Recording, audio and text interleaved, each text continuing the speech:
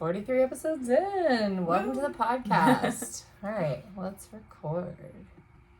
43 feels pretty good. Yay! Good morning. Good morning. I'm Naomi. I'm Liz. And we're the Run Galloway girls. And 43 is not our ages yet.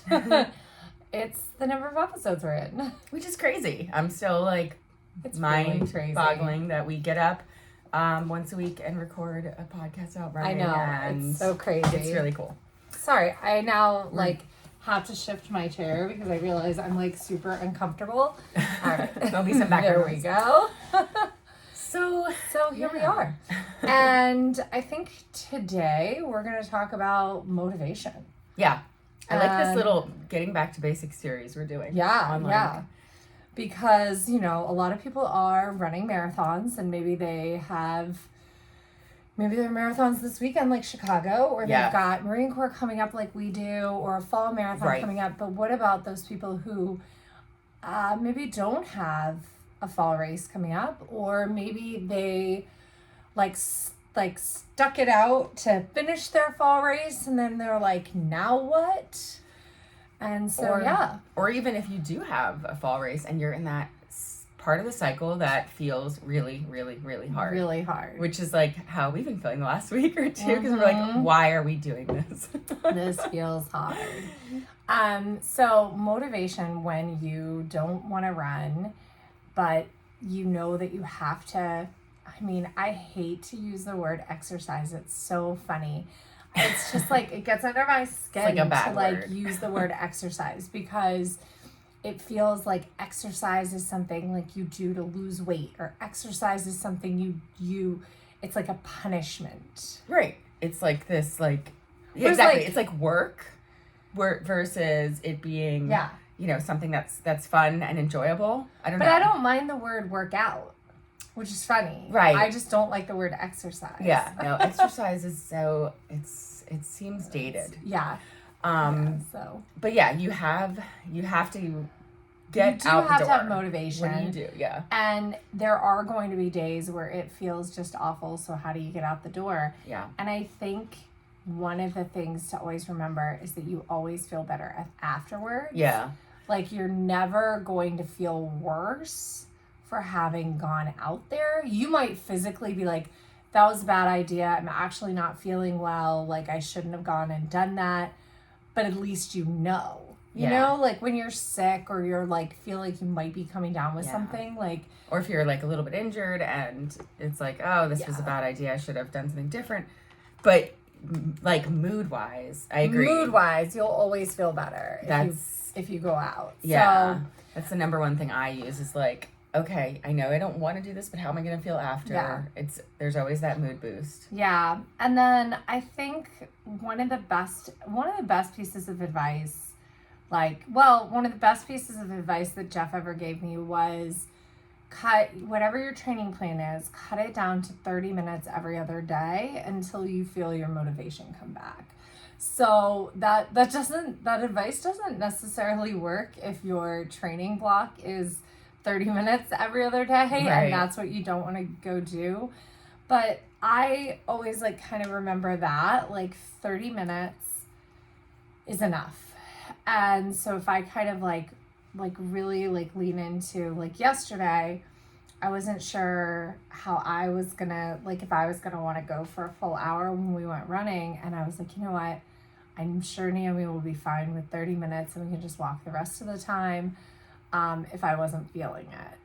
Yeah, I'll often switch to 15:30, so it's fine. Yeah, then we end up going for an hour. Yeah. I'll often tell myself that 10-minute thing, just 10 minutes. And or you could say, you could say just a mile, you could say whatever it is, but for me, I just would say just 10 minutes, see how you feel at 10 minutes. You can turn around, you can stop, and by 10 minutes or 20 minutes, you always are no, I want to go further. Yeah, I want to go a little So you just kind of give yourself that little, that permission to turn around, or that permission to stop. Yeah, that permission to, drop out of it. And then I think motivation is a little bit easier when you do have a goal race, when you do have an event coming up.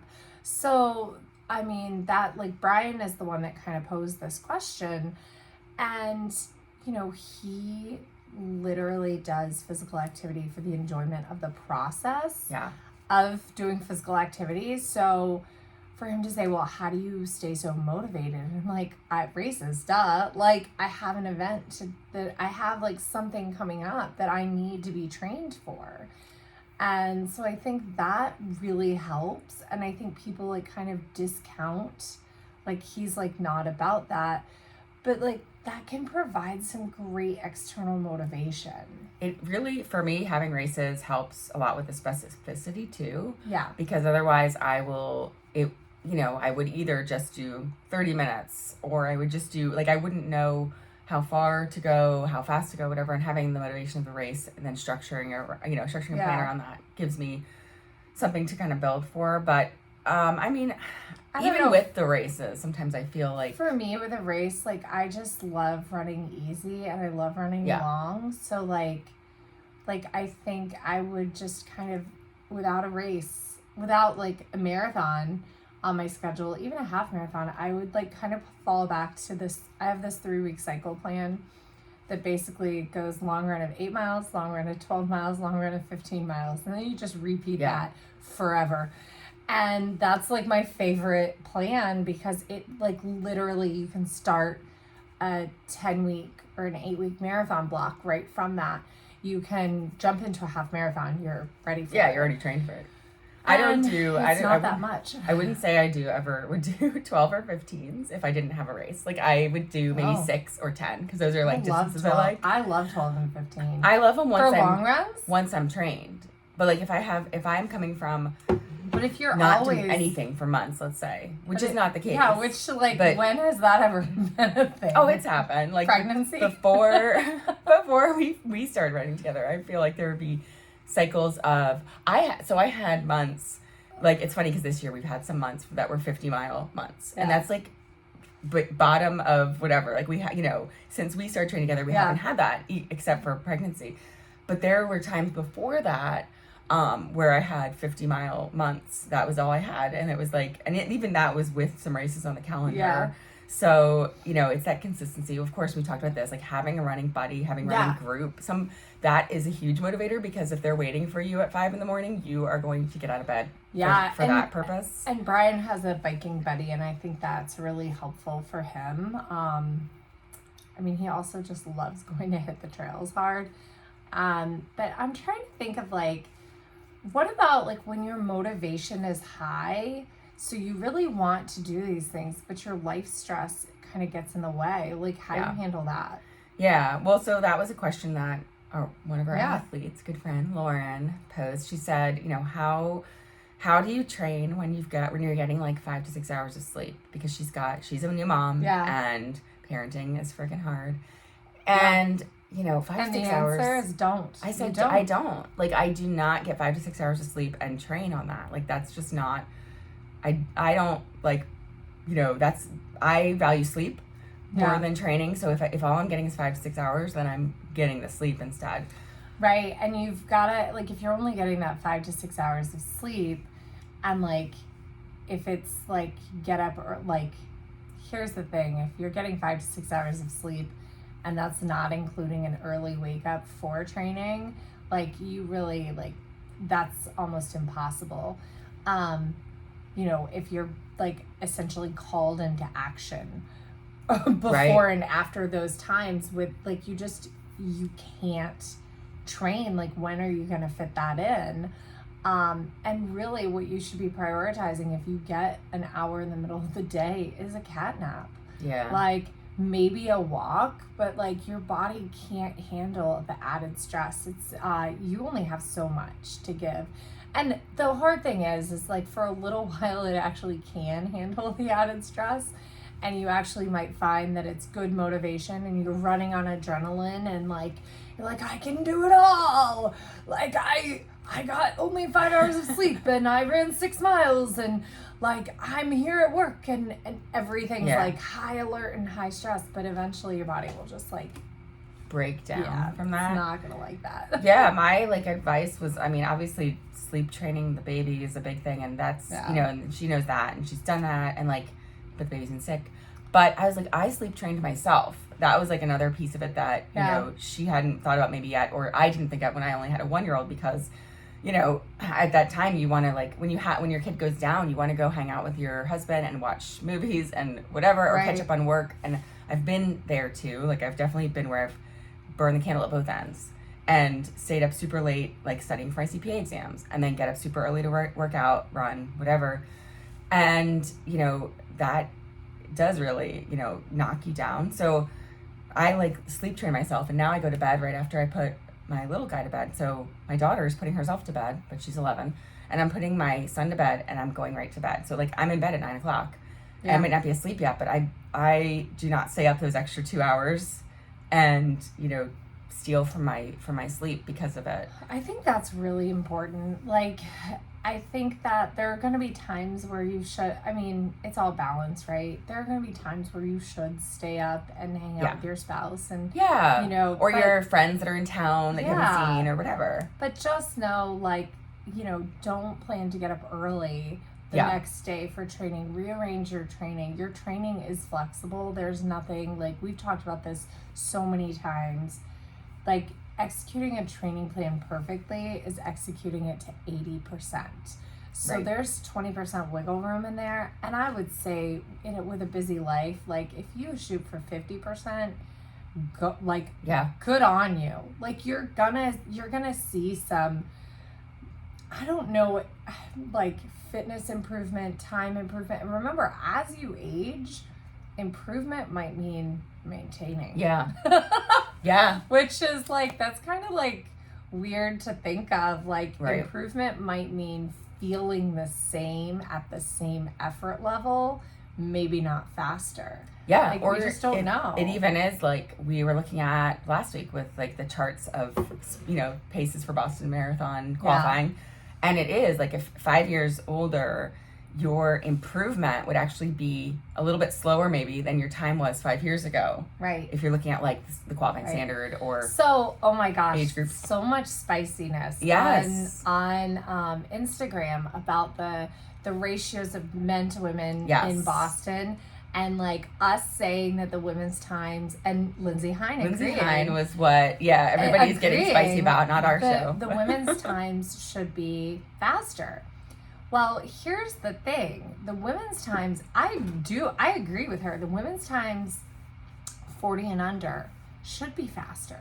They should. Right. But I think 50, 55 and older should be way easier. Yeah. And I think the men's times, 55 and older, I think that that's where that 14% more men are coming from. And I think if you make the women's times easier, boom, you're going to have a 50-50 split in the races. Like, I really do. Yeah, and then the other big component, I think, of the clap back at Lindsay and the other, you know, women who've said that is that, like, look at how difficult it is for women. Like, women weren't even allowed to run these races. Look at how difficult it is for women to juggle all of the house stuff, you know, household stuff, the family stuff, the women being the ones who carry babies and have time down from that. And, like, so we're at a disadvantage because we can't train, you know, year round from the age of 18 to menopause because we are the ones having the babies too. So that's why we need to make it easier for older women to get into Boston. Like, because we've got all these young women who are like trying to juggle it all, and the Boston qualifying standard is not that hard. So a whole bunch of young women are getting in. Let's make no mistake. Like, we said it. Not everybody's qualifying for Boston out there, but it's a higher percentage of women under the age of 35. A higher percentage of younger women are qualifying for Boston than men, and so they're going. So they are, and maybe that's actually a motivator. So they're going, this is attainable. I'm gonna balance it all. But then those of us who can't then feel bad. But anyway, I'm not trying to take anything away from young women.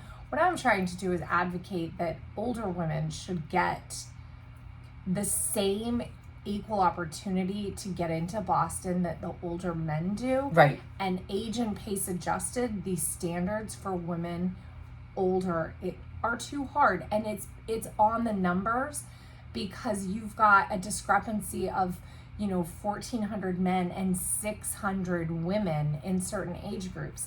That's not okay.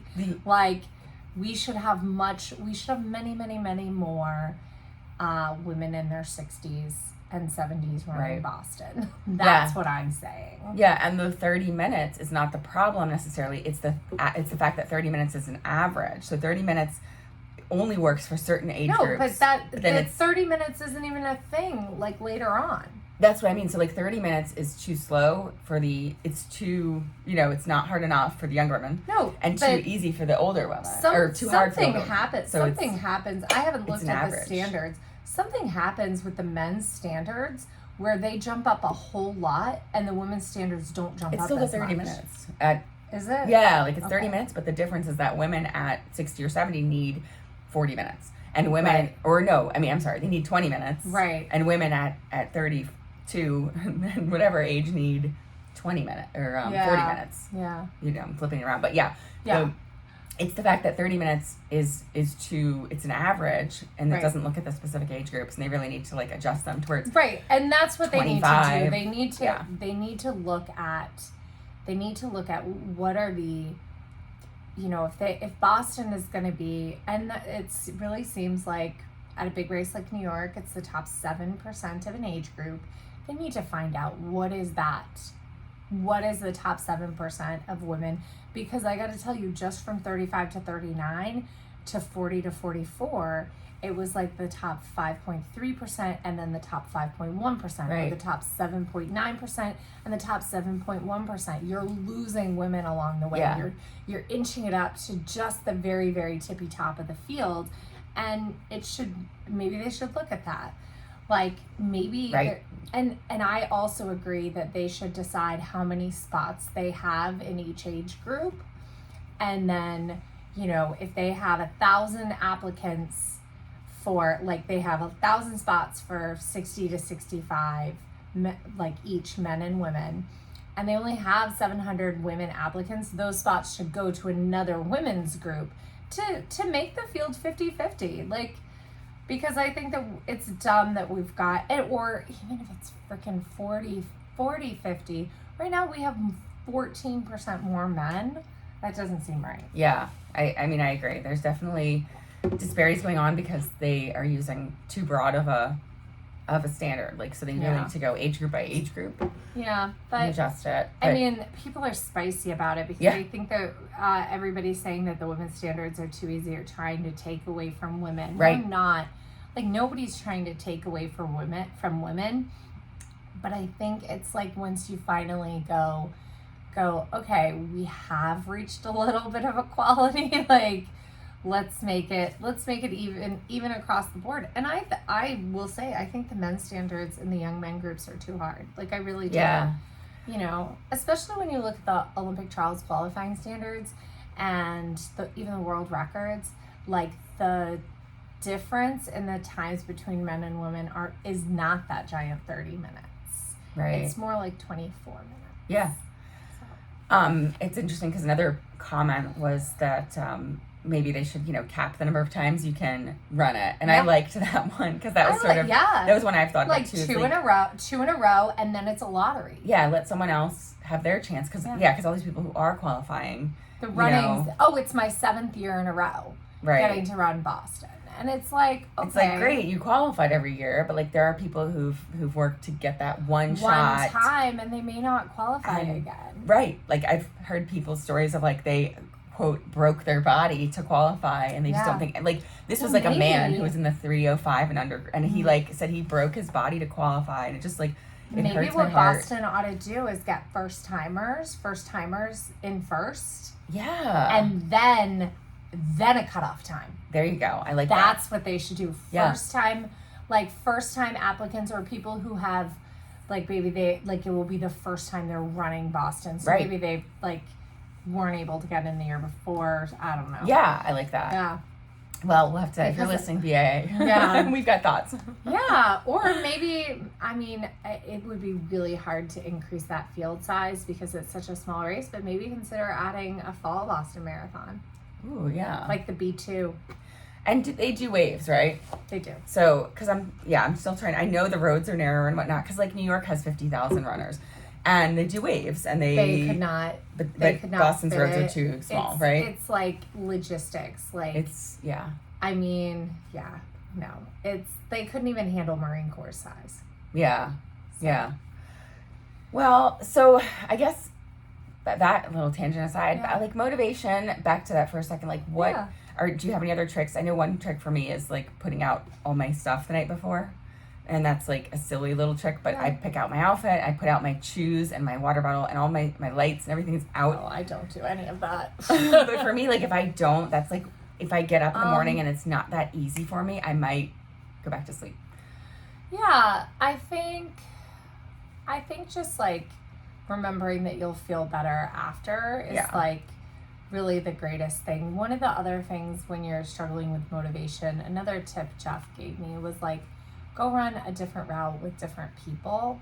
Yeah. And so that can really be helpful. Like I went last minute and did this like in April of 2019.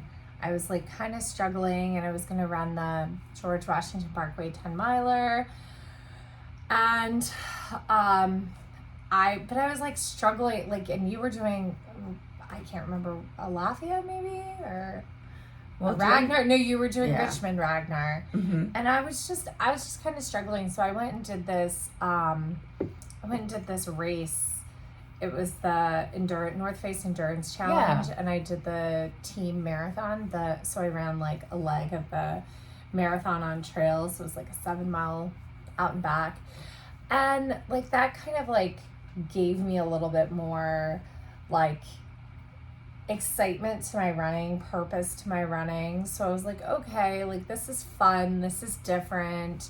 And then I really I remember not wanting to get up and go do GW Parkway. And I got up and I did it. And like everything was kind of at training run paces. Like I look back at like my spring 2019 season and I was like obviously progressing, but I wasn't like PRing all over the place. And like that's the season I got my first BQ.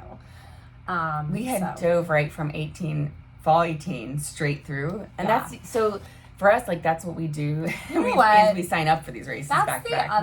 That's another way to get your motivation back. Is do not go from one cycle into another. Do not go or marathon cycle right into another marathon cycle.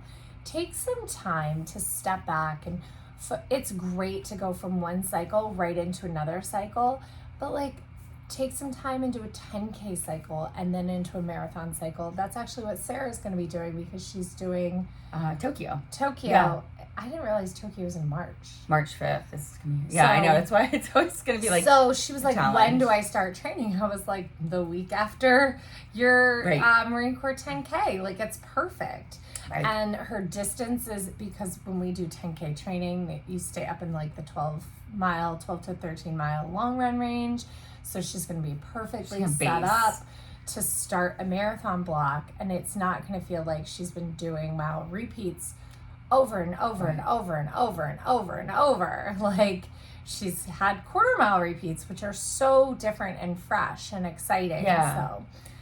Taking proper breaks, taking steps back, and even taking a month off to focus on biking or swimming or doing something else. Like I actually feel better, like, and more motivated in this cycle than I have in past cycles because we did we did different stuff over the summer and it was really fun. And I know 23 this weekend was a little rough and we'll talk a little bit about that. But it didn't feel like we'd been running 20 milers all summer. Right. So that roughness was a little bit easier to get over. Yeah. So that's another tip for motivation. Try something new. And like last summer, I did a lot of mountain biking with Brian. I like something in my stories popped up that I got pink pedals for my bike, and I like still haven't put them on for my mountain bike. Oh, you gotta put this on. And I'm like, I am not gonna get to like ride mountain bike trails for like a long time. Although I think I could ride them, I could ride like easy like cross country mountain bike trails right now. Yes. I just can't do like jumps and stuff. No, and even and then after 12 weeks you probably won't. Yeah. The other thing I look at or do is like, because like races are great as like, but they're not every day. So every day, the other thing I do is being like super busy, I look at my schedule and I say, well, can I move my run to another point in the day? And unfortunately, a lot of times I can't. A lot of times it's like, well, this is the only time I get to run. So that's my motivator, is that like, if I don't go do it this morning at 5 a.m., 6 a.m., I won't be able to today. Like, my whole Tuesday is out. Wednesday, like, we're going to get a podcast. So, like, I look at my day and, like, well, this is my only shot in the day. So that's, as you know, a stress motivator. My favorite is when I'm like, oh, I'm so tired. I want to sleep in on Thursday. Can we push to Friday? Yeah. And you're like, we can push to Friday midday. And I'm like, yeah, midday. Yeah, so look at your schedule, because maybe that's the motivator, is like, go out in the sun in like the daylight. That can be fun too, running at a different time of day. Like taking, like, okay, something else. If you're like not feeling running first thing in the morning, and that's usually when you run, if your work allows you to, go in early and take a longer lunch so you can run midday. I love being able to squeeze a midday workout in. It feels totally different. You know, it kind of like, it like resets the feel of everything. Of the day. Like, you get back to work, re-energized. I know that was going to be my recommendation, like, for Lauren, because is like, can she do a midday run from work? Because I know right now if she's only getting 5 hours of sleep, honestly, she should crawl under her desk and take a nap that day. Seriously. Like, I mean, and then it's also, how long has this been going on? When you're when you have a lack of motivation, is it because you've had a lot of stress in the past week and this is going to fade? It's okay to take a week off. It really is. It's not like, gonna it's not gonna set your training back. Sometimes even like with lack of motivation, giving yourself, okay, I have still been training. Like, this is like, if you've been training and you have lack of motivation. You've still been training, you have lack of motivation, you're not enjoying it, take 3 days off, the magic 3 days, and then start back. If this is lack of motivation because you've been sitting on the couch all the time, you've got to just get up off the couch, and because by starting again, your motivation will come back. It's almost like a weird cycle of, you know, you're not motivated because you haven't done it, so you have to do it to get motivated. And the more you run, the more you want to run, and promise yourself, I'm just gonna do 10 minutes. And you probably will. And believe it or not, like, 10 minutes is 10 minutes is enough too. Also, it's great. Brian and I went for a 1.5 mile run the other day, and it was wonderful. Because it was just getting outside and enjoying some joyful movement. And I realized 30-30s are very fast for somebody, like, we did 30-30s, and I was like dusting him. I was like, oh, I do run fast. You do run fast. Oh my gosh. I need to like. You'll have to learn how to like run with him. I know. Like, today is National Walk and Bike to School Day, and Lila wants to run to school. I love it. So I'll have to jog her pace, obviously. Yeah, I love that though. We'll see if she gets up and still wants to. But so if you're in that point in the cycle of your marathon training right now, where you are at your like almost to your peak week, or maybe you're at peak week, and it feels like, why am I doing this? Because every weekend you're getting up and doing these super long runs, and then weekday mornings it's dark now. So take those 3 days off, or or 30-minute. I do think the 30-minute every other day. Unless you're truly sleep deprived, go to the 30 minutes every other day. And like we don't really recommend training plans for newish runners that are more than 3 days a week for this reason, like 3 to 4 days max, because if you're doing more than that, your likelihood of burning out is higher. The more days that you have activities planned, the less you prioritize rest. And so that's why it is so important to really like think about how much is already on your plate. Sarah, our athlete, struggles. I mean, she has a very high demand job as an pediatric emergency nurse. Like, she's on her feet. They're overnight hours. It's really stressful. So to give her more than 3 runs a week, it's just impossible for her work schedule. Right. Lauren, or like doubles. Because she's on her feet all day for her shifts, there's no such thing as doubling. Like, that's not going to work. And her goals have to be in line with the training she can do. And that's tough too. And like Lauren, same thing. She's got a new baby. She's got a tough job. You know, like, you can't train. You can't, like, train 15 hours a week when you only have 6. Yeah. You know, when you have a total of 15 hours a week to yourself, like, half of those need to be sleep. Yeah. So you have to set your goals around, like, realistically what you're capable of right now, like, with everything that's going on in your life. And so, and it sucks because, like, for some people, like, if it's your career, like with Sarah, we've talked about it, it's her career. She's not going to change careers because of it. With Lauren, baby's going to get older. He's going to get more self-sufficient, and it will get easier. Like, babies do grow up. It does get easier. They do, like, you know, you'll have a teenager who you'll never see because they'll be on their phone or sleeping. So you'll have time. I mean, you have an 11-year-old that you almost can just, like, leave and do whatever because she's like on her iPad. She wouldn't even notice that you left the house. She wouldn't know I was gone. She gets up in the morning, packs her lunch. Like, it will change. It will get easier. But if it's your career, like, it might be a thing where, you know, if that's not a deal breaker, that's a deal breaker for you because it's your career. You're not going to change your career. Yeah. Then you have to figure out what do you want to get out of running, and if it's not, you know, if you can manage it with your schedule, then great. Remember, even with your career, like, most employers have wellness policies. Right. Most employers understand that your health is important to them, and that you're going to call out sick less if you're able to prioritize your health. That's true. And so you can, like, you may not have the flexibility to take a long lunch and do a midday run, but you might.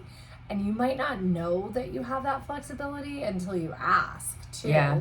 Like, it all depends on, you know, kind of your boss, because I know that some people will not understand that you have already worked 9 hours or whatever, and you're taking that long lunch because you worked 4.5 in the morning and you're working 4.5 after your break. But people will be like, oh, well, they're always gone for 2 hours.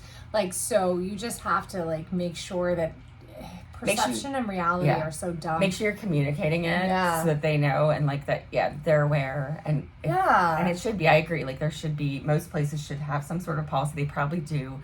But also, if that's, like, the biggest work time of the day and you're needed there, you can't, like, you can't schedule it then. So then you schedule around, like, what we do with Sarah. You schedule things around her shifts, and the fact that, like, she can, you know, she just has to do her big workouts on days that she doesn't work. Yeah. So, and then something else you can do when you have long runs and somebody else doesn't and you want to run with them is divide up who you're meeting when for your long run. I used to do that a lot in the fall of 19 and spring of 2020 before the pandemic, and I had to start running alone.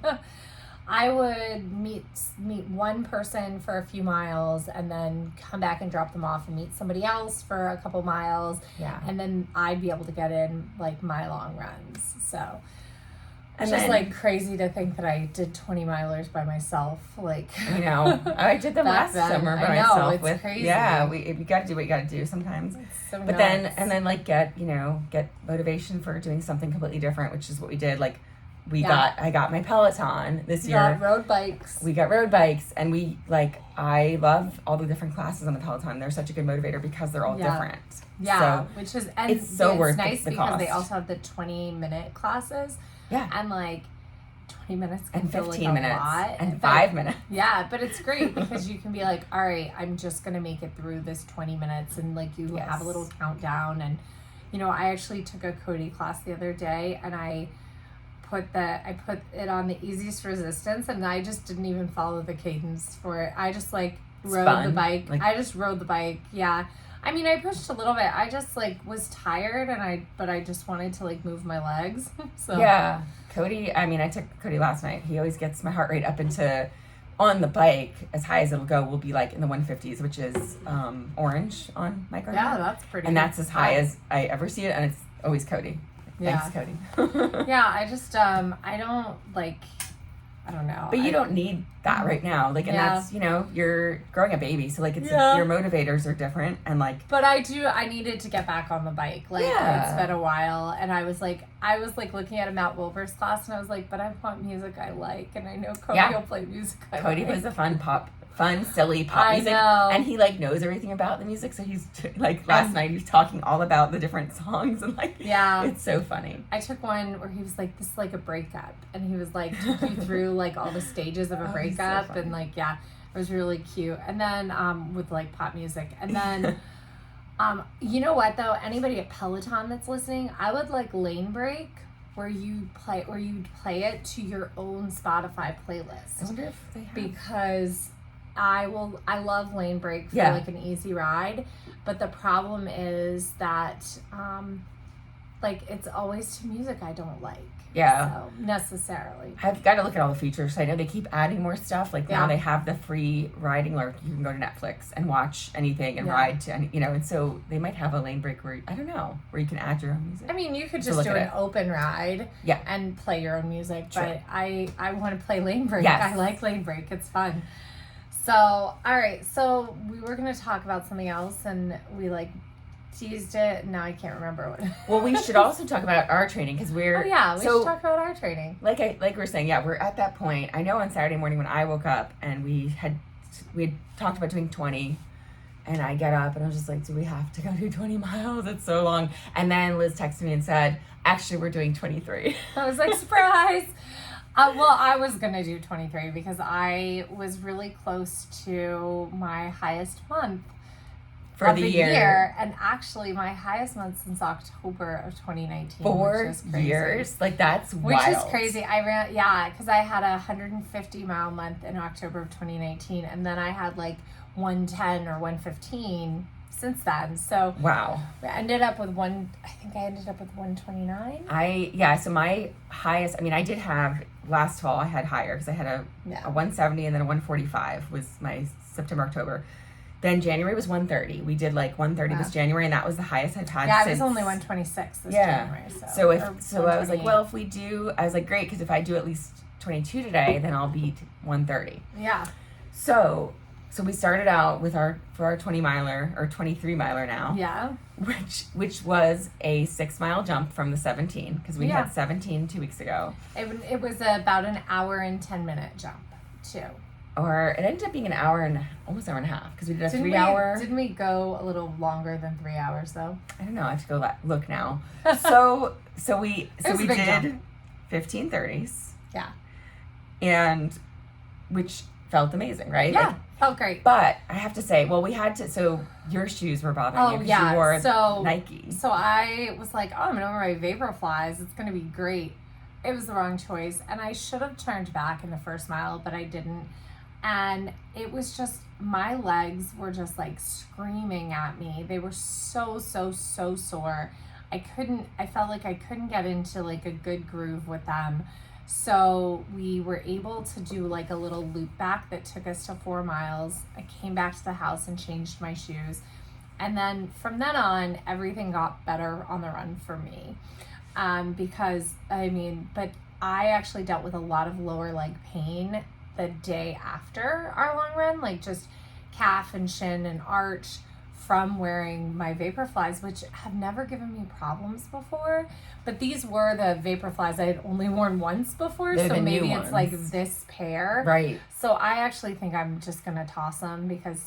Well, you could sell them because you've literally worn them for like 4 miles. You could sell them on one of these groups. I guess I could. People always do that, and I'm always like, "Who buys used shoes?" But for that price, I could sell them for $50. Yeah, someone would be glad to take them. And then somebody's like, "Oh, this is super cheap. I'll take these." So we did. I just went back and looked. We only did 16.4 2 weeks ago, and it was we stopped at 3 hours. Oh, okay. So it was an hour and 25 minutes. Hour and 25-minute jump.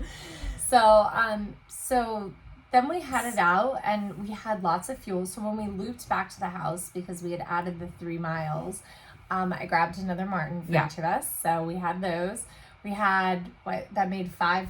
Each of us had 5 Martins available. 2 packs of Honey Stinger. Yeah, a pack of sport beans. Yep. And salt. Yeah, so much salt. And so then around like 12 miles, I also had worn, because since you wore super shoes, I also wore super shoes. Yeah. Which, you know, it was like we didn't need them because we decided to just not do speed, basically. Yeah, and we'll talk about that. We were thinking that we might do like a descend or might do a little bit of speed work, but then we'll talk a little bit about like why we're actually not going to do any speed work until after the marathon. Yeah. So around 12 miles, I don't know, my feet started to bother me, my Achilles on my non-plantar foot, and I was like, maybe we should switch out. We were right by my house. So we ran to my house and I switched my shoes to my regular trainers as well, which are Hoka ring cones.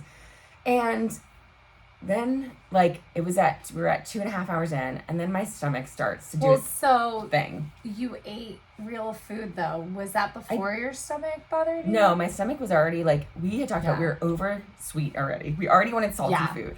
Literally an hour in. Yeah. I was like, I'm so done with sweet things. Like, I have palate fatigue like crazy.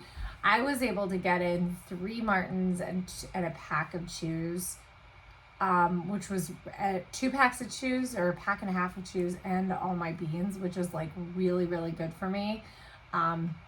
Because later on I got GI distress the other way. When you had your Martins. And that happened in Mountain Beach. But so my stomach started to get like that, a little bit of nausea that would creep in. I thought maybe the chips would help. Ate the chips and I just didn't feel better, but we stuck it out. Like, I remember we got to 18 and I was like honestly, if I was alone, I would have stopped by 18 and been like, this is enough. But we stuck it out. We got, we just kept going. We had, okay, 1 more mile till we turn around, and then 1 more mile till and then you gave us the, let's reset at 22. Let's stop our watches and we can either walk or we can run back. We stopped. I felt sick, dry heaving in the bushes. Yeah. And then we reset. We turned back another run. Nothing came out. No, because I hadn't had any Gatorade. Otherwise, no ammunition. There would have been a great puke video. Yeah. Sorry. I was not fueled enough. Or I was fueled enough, but I wasn't overfueled to where I had ammunition. And then we started another run. And I felt good enough to run, but we took extra walk breaks in that next mile. Yeah. Mile 0.1 or whatever to get us to 23.1. Yeah. But so that was so we essentially did 4 hours and 25 minutes total. Yeah. And it was a huge, huge jump. It's we do not recommend this at home, kids. I mean, it actually worked out fine, completely fine. It did. And here's the thing, we had a couple of options. So we were 4 weeks away from Marine Corps.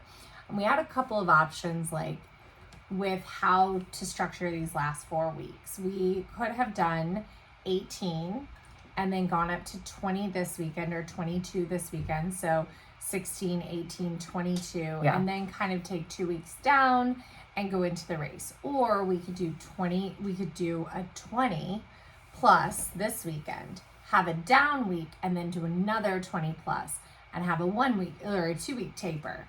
So that's kind of rather than doing a build, like a 3 week build, we're really doing an alternating build. And so this week will be a little bit more of a down week.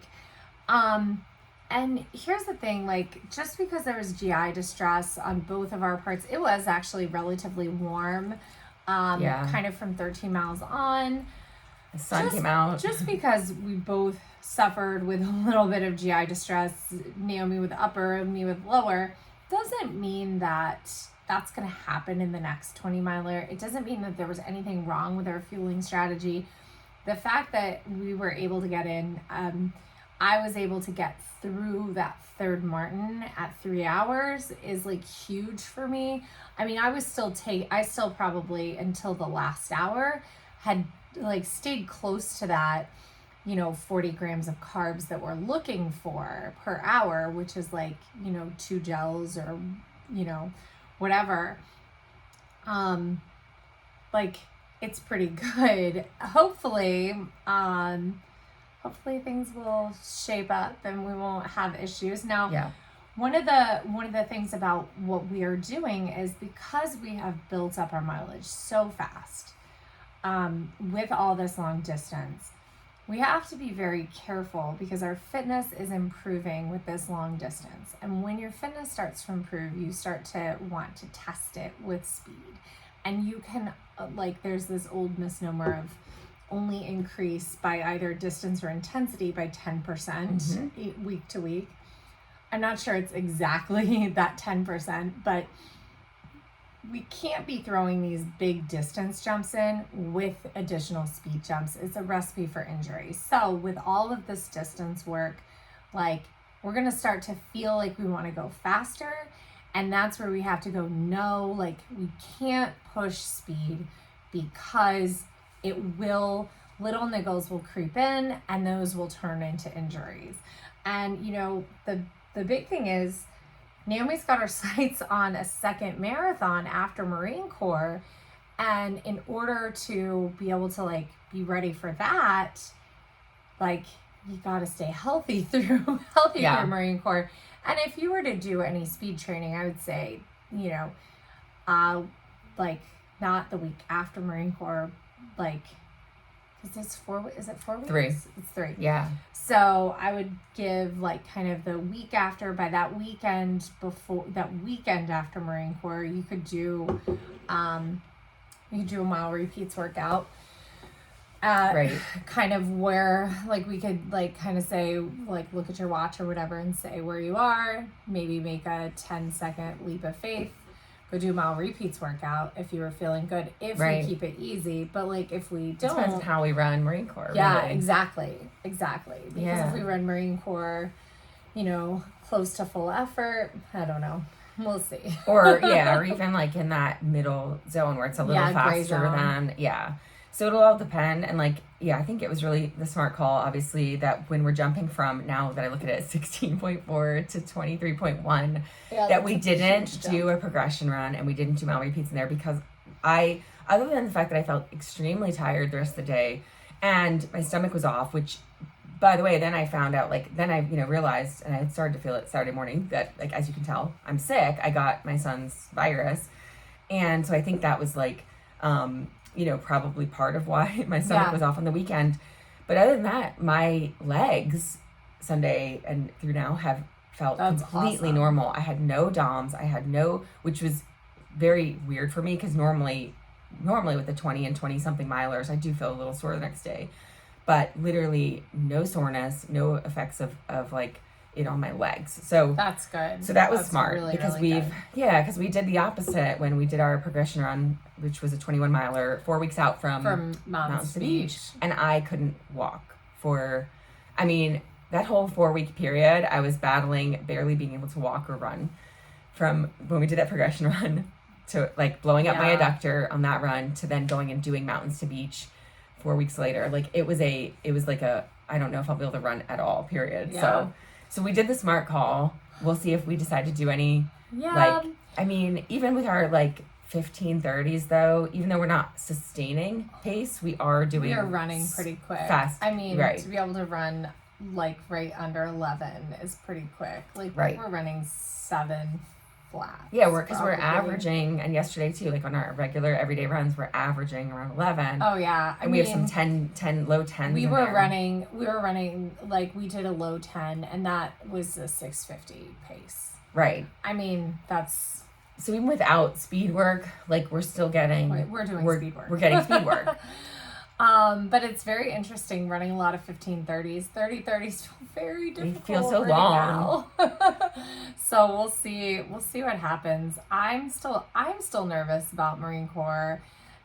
I have no doubt that I can run Marine Corps in 11-minute miles. Yeah. I am a little concerned that I cannot do anything faster. Well, I'm a little concerned I can't do anything longer than 15:30s. Mm-hmm. I am also a little concerned that I will go, let's run 15:30s and do 10:15s the whole way, and that will blow you up. Yeah. So I'm a little, and I know that you want to run the marathon afterwards. And so, like, I'm like, man, I could probably do 10:15s for this 15:30s, but, like, I mean, I could probably sustain them, but I think your legs would, like, decide that to kill you. It might, or my stomach, because my heart rate will probably jump up. That's right. Which is then what sends my stomach into its nausea cycle, and, like, but like you said, like, that'll happen on a long run. not on every single long run, but Right. the nausea It's thing will just happen on a something. long Yeah. run. It happens every year, at least on one of my super long runs. And like, it's just something that like I have to accept, or like But I have to figure out, but I also have to like realize it's not going to be every long run. I'm also worried, like, I haven't yet felt fatigued, like super fatigued. Like, I feel tired at the end of the day, but like I feel great in the mornings. Like, I don't have that like first trimester just like super fatigue. I would say you have though, because you've been tired enough to where at night. That's Yeah, when yeah, at at night. night. That's when you're feeling it. You're not going to feel it all day. But I feel so great during the No, like, I in the never felt it morning all and day. stuff. It was So, only in the evening when I ever had it. Like, I just hope that I don't get into this like super fatigue No. feeling at like 11 or 12 weeks, because that's right when, you know, we're doing this marathon. No, like the fatigue for me, at least in first trimester, was always like, it would be at 6:00 at night. I'd want to come home and take a nap after work, but I always felt. I just go to bed at 7:30. Yeah, I always felt good like throughout the day. It was only at night. Actually, so I think. I don't think my you're body gonna... battery like charged up Oh, last night. good. It Good. charged up over 70. Yay. That's amazing. 72 this morning. That's great. I wonder. But, yeah, what so my I don't sleep think was. you're gonna feel worse going from I like. got a sleep score of 76. Yay, That's see? amazing. Now you need to get 6 more days of that to get that stupid badge. I know, right? It's all relative, like we were talking about. I will a lot of times have good sleep scores or good HRV, and I don't feel like that rested. But It's a just minute was added to my marathon time.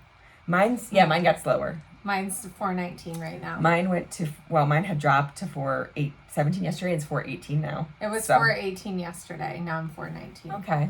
Well, So I we'll think our see. watches are just being realistic with us. Yeah, no, like I would be happy with 10 minutes like 8 to 10 minutes off Mountains Beach would be Oh my God, great for that'd be pregnant. amazing. Like, it'd be awesome. Yeah. I don't think we necessarily can strive for that. That'd be amazing. Maybe we should like look at our watches and like come up with the average and like shoot for that time exactly. Yeah. Or 10 minutes slower than that time, because our watches said we could do 4 or sub 4 for Mountain Beach. So we'll go for what the go for broke. Go for what it actually says. Ah. I think if we take it out easy, we're gonna be fine. Yeah. I mean, like, that's gonna be the trick, just taking it out easy. Yes. And like just enjoying the whole flippin' thing, and you know, looking at the weather. The other piece about it too is Marine Corps has a tendency to start off with beautiful weather and finish with the horrible hot sun of Hades.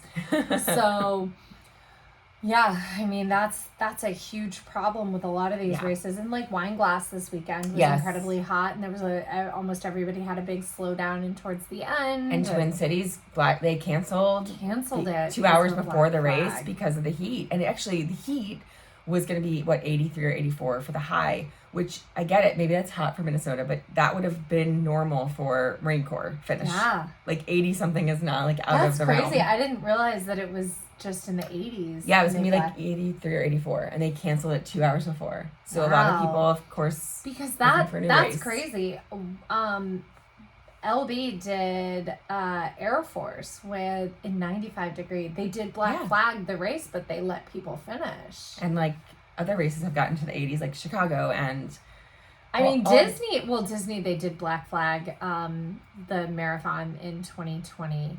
They Black Flagged it halfway through and started diverting people, like I want to say it was like right at 3, if you hadn't passed a certain point by like 3:30, you were diverted. And so I was able to do the whole race. I finished at 3:59, which was my goal, my only goal, get it under 4 hours, and like be able to take a picture with the clock. I think I actually ran at 3:57, but I was able to take a picture with the clock still saying 3. That's cool. So I know it was kind of, I think that's going to get a lot of, that's going to probably happen more, because other races will be like, oh, if they did it, we can do it too, then just to protect for liability purposes or whatever.